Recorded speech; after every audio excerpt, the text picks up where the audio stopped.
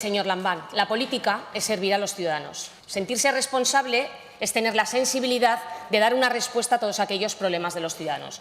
Y usted, señor Lambán, no da ninguna respuesta. Ni se siente responsable ni ofrece ninguna respuesta. ¿De verdad que no se siente responsable de que haya más de 11.000 aragoneses en situación de vulnerabilidad que tardan 2 años en cobrar las ayudas de alquiler? ¿De verdad que no se siente responsable de que la comunidad autónoma sea una de las que menos invierte en personas dependientes? ¿De verdad que no se siente responsable de que, tal y como conocíamos hoy por Cáritas, cada vez haya más aragoneses en niveles de pobreza que tengan que elegir entre comer o pagar la luz?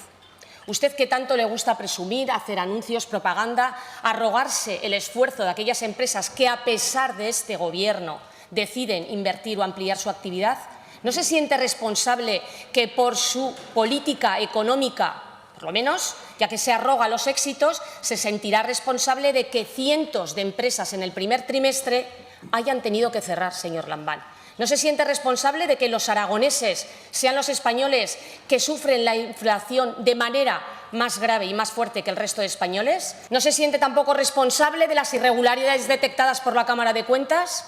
¿Se siente responsable, señor Lambán, de las listas de espera, de que los aragoneses sean los españoles que más tienen que esperar para una cita por una intervención quirúrgica? ¿Se siente responsable del recorte del 4% en el presupuesto de sanidad? ¿Se siente responsable de que se hayan despedido a 2.600 sanitarios y que ahora no haya sanitarios para cubrir los consultorios locales o que se hayan cerrado los consultorios locales? Señor Lambán, en estos momentos tiene usted que hacer una reflexión. Los Juegos Olímpicos a usted le han servido para esconderse del debate de, por ejemplo, la sanidad. Por lo menos analice cuál es su papel en esta mala gestión de su Gobierno. Por mucho que usted se quiera esconder detrás de los anuncios y detrás de la propaganda, los aragoneses ya han analizado cuál es su papel y han señalado un responsable, señor Lambán. Y el único responsable es usted. Gracias, señor. Gracias, señora Vaquero.